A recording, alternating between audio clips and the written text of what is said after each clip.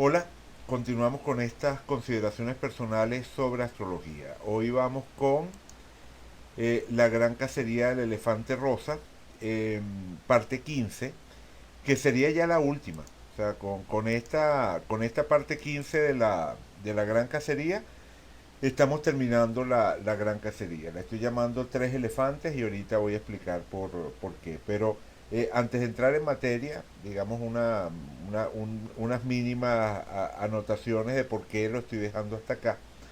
Es decir, yo podría continuar proporcionándole herramientas a una persona que no conozca de la astrología, que tenga una posición escéptica, que quiera hacerse un camino de experiencias propias para poder hacerse una opinión correspondientemente propia, una opinión basada en la experiencia y no basada en un preconcepto de lo que supuestamente es o no es la astrología.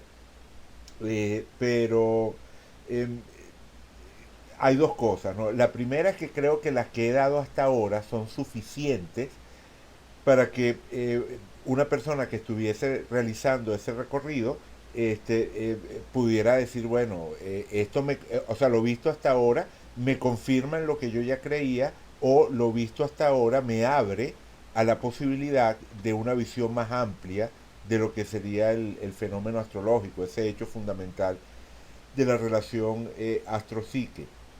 Y la segunda es que, bueno, que hace ya rato que no tengo retroalimentación por parte del público escéptico, así que, bueno, no tiene mucho sentido continuar con este hilo si no hay correspondientemente una retroalimentación, unos comentarios, un debate que se pueda plantear con relación al tema, ¿no? En realidad, desde aquel material de la trompa de un elefante, ajá, que era el material número 15, perdón, el material número 15 no, el material número 5, previo al comienzo de la gran cacería.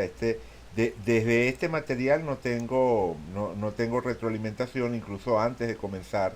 Ese fue el material justo antes de comenzar la gran cacería, donde planteaba aquello de los experimentos, o mejor dicho, de las experiencias que se podían generar cuando uno hacía búsquedas significativas dentro de una base de datos.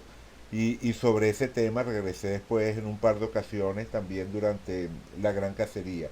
Ese tipo de experiencia, digamos que me parece que quedarían pie para algún debate, para alguna, em, no sé, alguna retroalimentación de algún tipo, pero efectivamente digamos que no la hubo.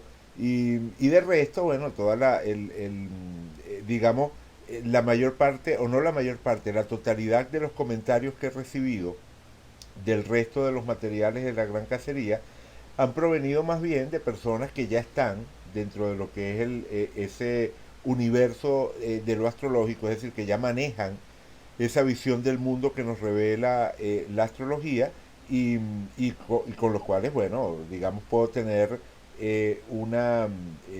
un intercambio rico, interesante, pero el objetivo principal del hilo, que tenía que ver con ese presentar la astrología a una mente que exigiera un camino racional, un camino que no se basara en apelar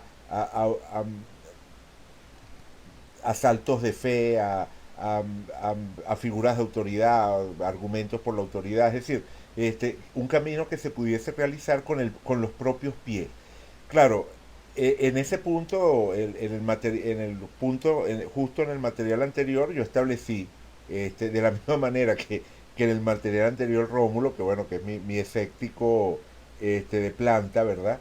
Me imponía en lo que me escribió, que me fuera por el método científico y la respuesta a eso fue esto de la trompa de un elefante, donde además esbocé dos caminos que sí se ajustarían al método científico pero que simplemente requieren recursos, lo cual es absolutamente natural, ¿no? Cuando se trata de investigar temas como estos, no tiene nada de raro que la investigación pueda implicar la inversión de recursos en términos de tiempo y en términos de recursos materiales también, ¿no? Ambas vías que mencioné en el momento, el trabajo con dinámicas de grupo y el trabajo con sistemas expertos, requerirían una inversión de tiempo, de recursos, de dinero, que yo no poseo y que además también expliqué en aquel material que no estaba motivado para seguir el camino del método científico estricto porque nadie se ha hecho astrólogo a partir de una demostración científica de la astrología. Los que recorremos este camino, lo recorremos a partir de la experiencia, o sea, a partir de las experiencias que vamos acumulando, que no es lo mismo que experimentos. O sea, ya he explicado en algún momento la diferencia entre experimentos y experiencias. Bueno, ya.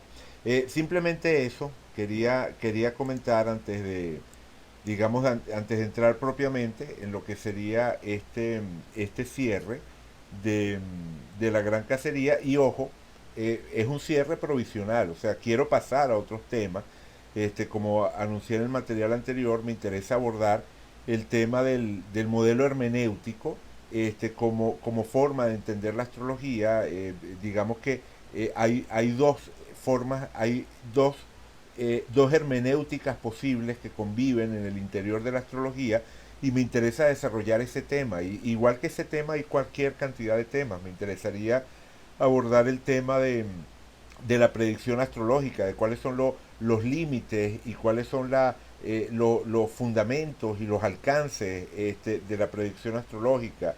O sea, en fin, ¿no? Me interesa abordar muchos otros temas, aparte de darle a un potencial escéptico que estuviese interesado en hacerse una opinión propia de la astrología, herramientas para hacerse esa opinión propia. Y por supuesto, como ya he dicho en cualquier cantidad de ocasiones, no basta con las herramientas, hay que usarlas. Es decir, no se puede tener una opinión propia de la astrología si no se ha hecho esa mínima comprobación personal, esa básica comprobación personal, que es hacer una base de datos de la gente que nos rodea en el mundo con los correspondientes datos de nacimiento y las correspondientes cartas natales y ver si algún patrón emerge cuando hacemos esa experiencia.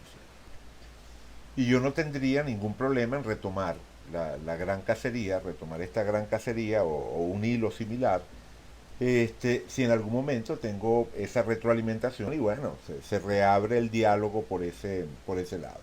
Pero por lo pronto, como dije, bueno, vamos a proceder al cierre y me parece que la forma más natural de cerrar una gran cacería del elefante rosa es con algunos elefantes, ¿no?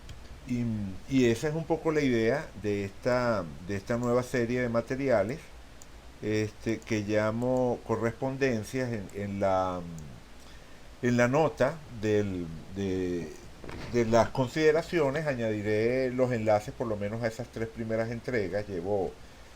Llevo tres entregas hechas de esta serie que llamo correspondencia. Se pueden conseguir también en mi canal en YouTube. Tenemos la primera que estuvo dedicada a Baudelaire, la segunda que estuvo dedicada a Freud, a su autoanálisis, y la tercera que publiqué anteayer que está dedicada a Antonin Artaud. ¿Por qué traigo a colación esto? ¿No? Bueno, porque en esa serie de materiales de correspondencia, lo que busco es evidenciar correspondencia. Ojo, no estoy diciendo que estos materiales constituyan una prueba de la astrología, para nada, pero sí son un ejemplo de lo que significa el cuale astrológico. Es decir, cuando nos preguntamos qué observa el observador astrológico, cuando tratamos de entender cuál es la operación que se da dentro de la psique de un astrólogo o de un observador astrológico que le lleva a afirmar que la astrología funciona. Bueno, estos materiales de 12 minutos el primero y de 16 minutos los dos siguientes, espero seguirlos haciendo y cada vez más breves, pero bueno, a veces simplemente para presentar al personaje y la situación que se quiere estudiar, bueno, se requiere algún background. Pero, pero estos materiales simplemente están evidenciando correspondencia. Perfectamente, un escéptico podría este, ver estos materiales y decir, bueno, pero esto pueden ser simplemente coincidencia, pero eso ya sería un avance. O sea, si un escéptico dice, estos pueden ser simplemente coincidencia, ya avanzamos, porque por lo menos significa que está viendo la correspondencia. Porque la posición previa, ¿verdad? La posición anterior, que es realmente la que implica desconocimiento total del tema, sería decir, ah, bueno, esto lo que son, ¿cómo podríamos decir? Torceduras interpretativas, o sea, esto es usar un lenguaje que se presta para decir cualquier cosa, y con ese lenguaje que se presta para decir cualquier cosa se puede argumentar cualquier cosa. O sea, es esa visión que implica desconocer lo que sería la semántica, la gramática de ese lenguaje de ese lenguaje simbólico que es la astrología. Y entonces la persona, o sea, y colocarse en una posición en la que la persona diga algo así, como que cualquier configuración astrológica se puede interpretar de cualquier manera. Por poner un ejemplo particularmente sencillo, ¿no? El segundo material de esta correspondencia, el que dedico a, el que dedico a Freud, el material que dedico a Sigmund Freud, señalo, por ejemplo, o sea, menciono este porque es como particularmente fácil de captar para cualquier persona que tenga un cierto conocimiento de lo que es la concepción de mundo freudiana, el modelo freudiano, y conozca el tema del complejo de Edipo, ¿no? Que conozca lo que es esa concepción del complejo de Edipo, independientemente de que la suscriba o no. Pero por ejemplo, cuando señalo acá que en la época en la que Freud configuró su modelo del complejo de Edipo, en la que emerge la teoría del complejo de Edipo, y son unas fechas que están perfectamente datadas por las correspondencias de Freud, uno sabe exactamente en qué periodo de tiempo eso ocurrió. Resulta que ese periodo de tiempo correspondía al momento en el que Plutón, que entre otras cosas está asociada al tema de la sexualidad, le hacía conjunción a la luna, que es un símbolo de la madre, en la casa 8, o su luna natal estaba en la casa 8, que tiene que ver con el tema de la sexualidad. Entonces, la persona que propone un modelo, que, no, que sabemos que está abierto a discusión, pero ese no es el punto.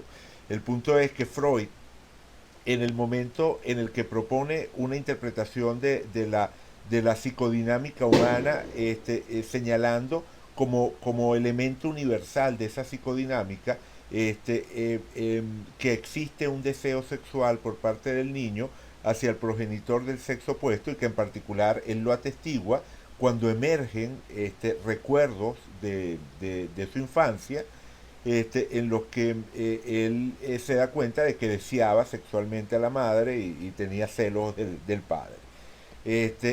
Bueno, resulta que en el momento en el que eso ocurre, Plutón, el planeta asociado a esas experiencias de deseo intenso, de sexualidad fuerte, no es la única asociación de Plutón, pero es una de las asociaciones fundamentales. Eso también es importante entenderlo. O sea, no hablamos de símbolos que se puedan interpretar de una forma unívoca, pero el hecho de que no se puedan interpretar de una forma unívoca no significa que su interpretación sea arbitraria. De eso hablamos en algún momento. Y efectivamente Plutón tiene que ver con todas las experiencias intensas, transformadoras, de vida o muerte, donde se mueven grandes cargas emocionales, y entonces eso habla de temas como el poder, el miedo, la angustia, el deseo sexual intenso, en fin, o sea, digamos que es una de las asociaciones naturales. Y además está en la casa 8 que es su casa natural, entonces algo que lo amplifica. Y, ahí, y con la luna o sea, no hay otro indicador astrológico que se asocie con la madre. O sea, la luna astrológica está vinculada estrechamente a la idea de la madre, a la idea de lo maternal. Entonces, claro, se puede decir, como decía hace un rato, que esto es una coincidencia. Este, y ya sería un avance porque por lo menos se estaría diciendo, o sea, noto la correspondencia, pero no me convence porque podría ser una coincidencia. Eso ya es un avance. Eso ya es un avance, ¿por qué? Porque por lo menos implica que la persona ha llegado a un nivel de comprensión del simbolismo astrológico que le permite entender, o sea, que le permite salir de ese argumento de la interpretación arbitraria de que los astrólogos pueden argumentar cualquier cosa en cualquier situación.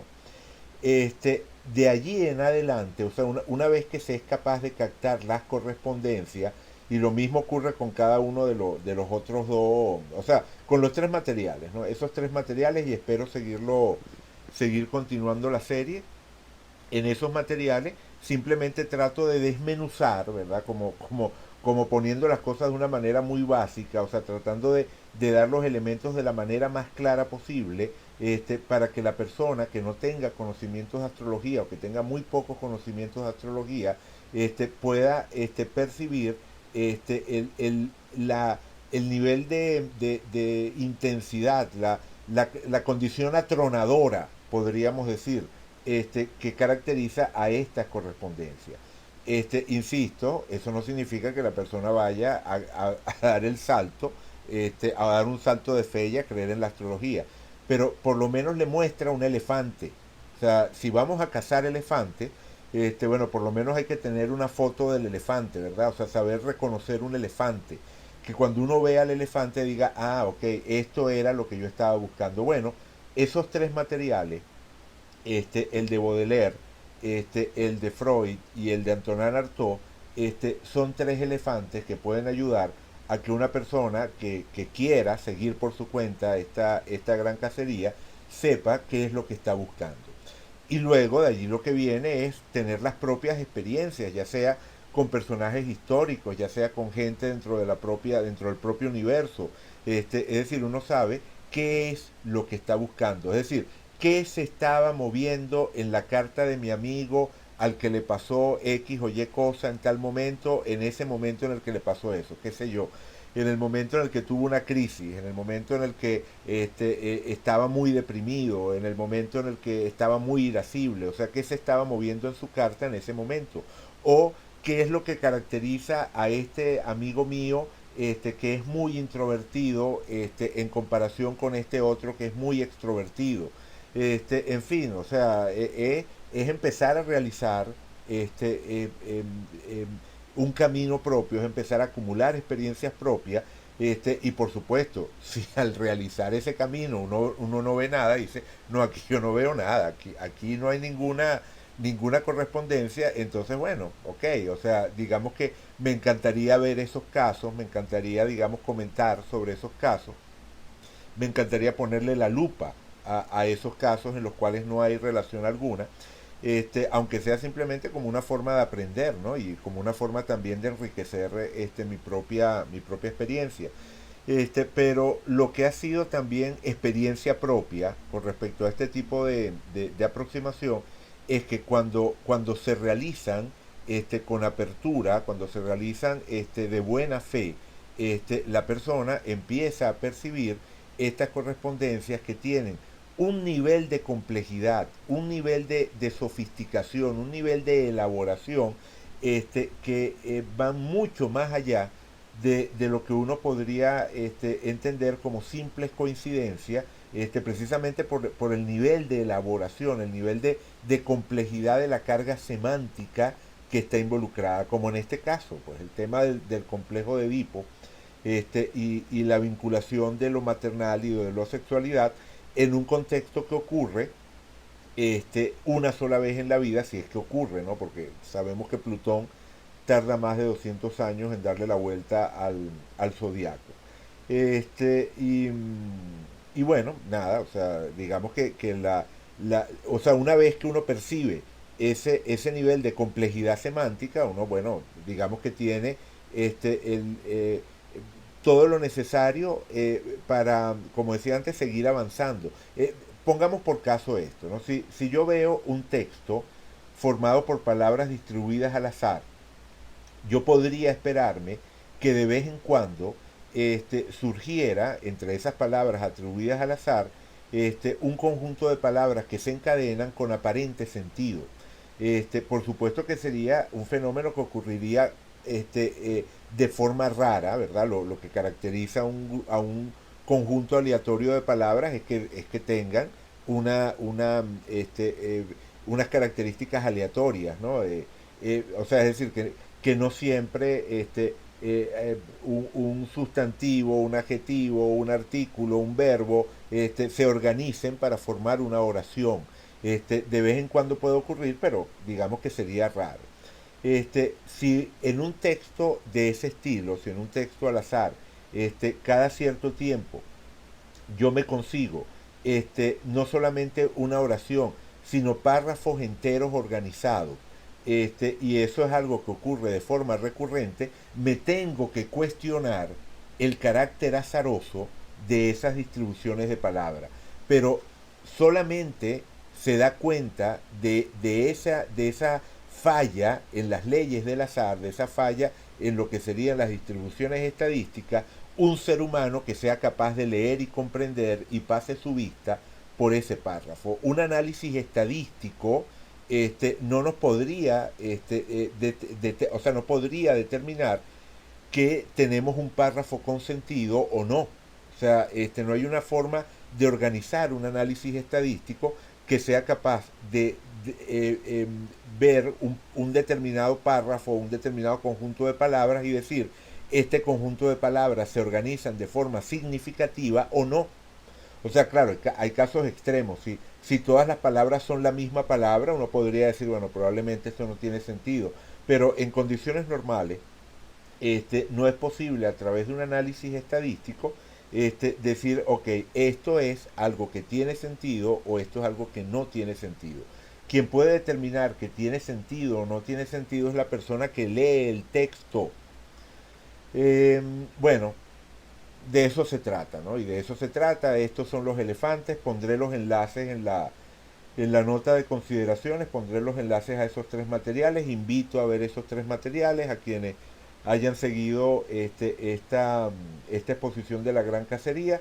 Como dije antes, estoy dispuesto a retomarla o retomar un hilo similar si en algún momento tengo una retroalimentación que así lo amerite, pero bueno, por lo pronto cierro este hilo y sigo con las consideraciones, yéndome por otros temas que me resultan de interés. Bueno, gracias a quienes siguieron este safari virtual y, y bueno, será hasta la próxima entrega de consideraciones que como digo, probablemente la dedique al tema de la hermenéutica.